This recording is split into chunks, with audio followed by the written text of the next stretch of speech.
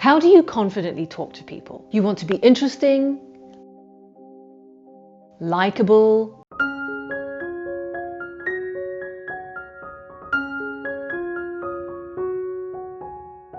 memorable. I mean, that's a lot of pressure, especially when you're socially awkward, painfully shy, and an introvert. Keep watching. In this episode, you will learn 4 tips on how to confidently talk to people, even if you're shy, socially awkward, or an introvert. Welcome to another episode of Coffee and Wisdom. I'm your host, Anis Kizilbash. Now, in this episode, I will share with you 4 tips on how to talk to people confidently, even if you're shy, socially awkward, and an introvert. I'll share with you my story, how I accidentally learned how to be interesting while chatting to people. And I'll take you back 20 years ago or so. I know I don't look that old. When I've started my first ever job as a telesales executive. All day I was sitting on the phone, making cold calls, trying to sell stuff to people. Suddenly one day my boss comes up to me and says, "We've got an awards ceremony and you have to attend.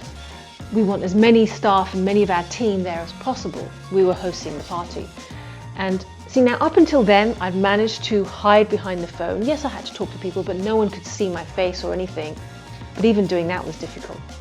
But when I heard that I had to attend this awards dinner, which meant socializing with people in this formal stroke informal setting, I started sweating buckets. I was so nervous. I'd never done anything like this before. It was the evening of the awards ceremony. And we were sitting around this table. Each of us was sitting next to a client. And fortunately, the person sitting next to me was talking to the person over there, and the person next to me was talking to the person next to them. So there wasn't too much pressure on me during the dinner itself. Plus we were watching this awards being handed out. So a lot of the attention was over there and there was less pressure and everyone was eating. So I didn't feel that much pressure. But then once dinner was over, we all had to make our way to the bar. Now that's when my pit started raining again. Now I didn't drink at the time. So whereas all the other salespeople went to the bar to get some liquid courage, I did what any sensible, socially awkward person did. I went and locked myself in the bathroom, stood in a cubicle and psyching myself up. I was thinking, oh my God, I have to go out there. And my tongue was swelling the size of a melon and my pits kept sweating and I was so nervous. And then after maybe about 15 minutes, I started thinking, oh no, my boss is probably wondering where I am. So then I started worrying, oh no, I'm gonna get in trouble. I better get out there. Took a deep breath and I just went out into the bar area, which is where everyone were mingling, all the clients and so on. I walked up to the bar. I never went out to bars and things like that when I was at university, so I didn't know the etiquette of what sort of drink to ask for. So I asked for a glass of water and the person gave me a glass of water, and then I heard this voice over the side of me saying, "Water, well, that's an interesting choice." And the voice in my head thought, oh my God, why did I choose water? Why did I choose water? They're going to think I'm so stupid. I'm a child and I'm naive and so on. And then, so this person came and sat next to me and I asked, I didn't recognize the person. Are you here part of the dinner? They said, yes, we're this. And they started telling me who they were. I said, oh, so why are you here? And then they talked about why they were here. And so, oh, so what do you do? And then they talked about what they do. How did you get into that? And they started talking about how they get into that. And then after about 40 minutes, this person kept talking about what they'd done, where they'd been, certain technical things about products and all sorts of things. And I was just listening and asking questions. And then suddenly this person comes over and taps this person on the shoulder and says, "Hey, Jane, we need to go. We have to go and meet this person over there." And so the Jane turned to me and said, "Hey, listen, I have to go, but it was really nice meeting you. You were a really interesting person. That was an interesting conversation. Thank you, bye." And then they walked off. And I thought to myself, that person said I was an interesting person and that was an interesting conversation. I didn't say anything. I was just asking the questions. I hardly said anything. But that's stuck with me.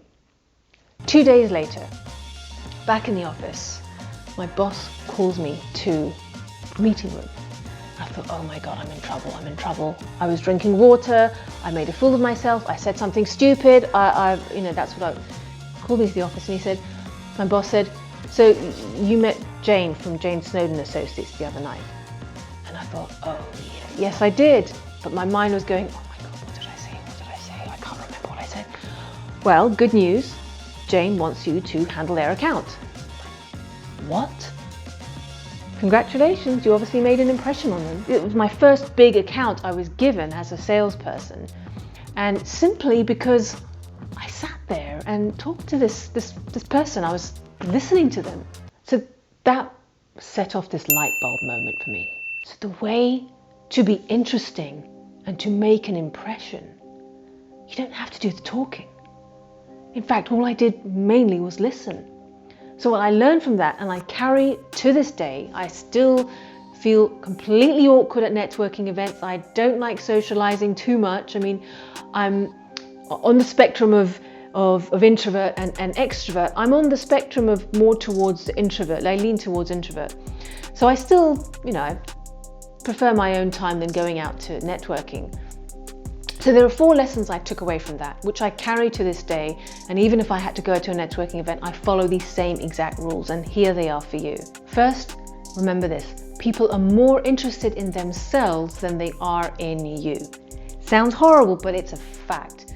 If you listen to them and be interested in them, they can talk to you forever. And that takes the pressure off you.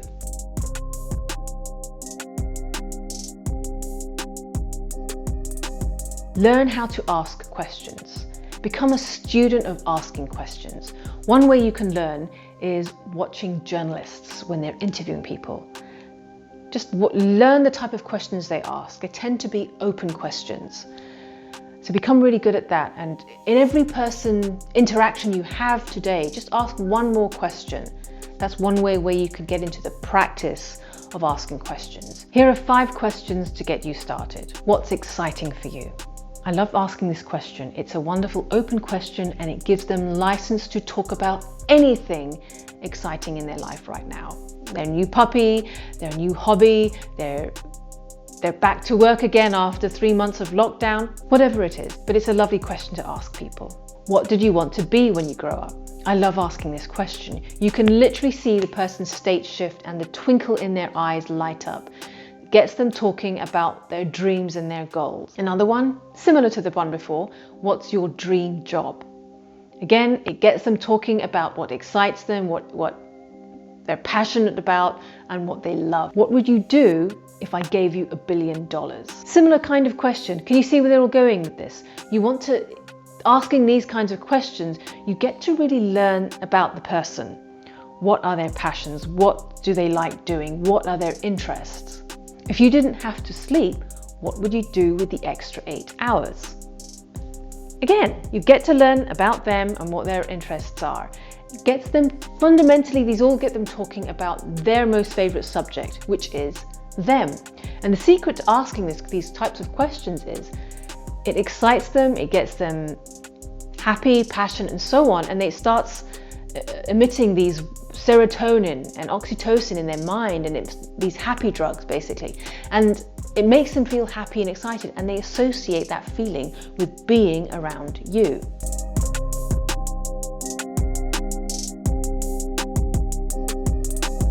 Third tip is let them have the spotlight. Big mistake I see people make when I'm out networking is they try to take the spotlight, or they try to one-up the other person.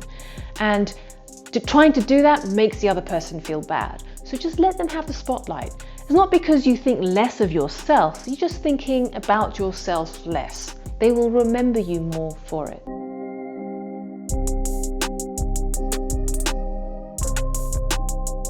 And finally, listen, really listen. Don't try and think about the next question or how you would answer it or how you would one-up them or a time you also did X, Y, and Z, or just truly listen. These first few questions will be there to open up, but when you listen, you will know where to ask further questions. So truly listen to them. People can feel when you're not listening.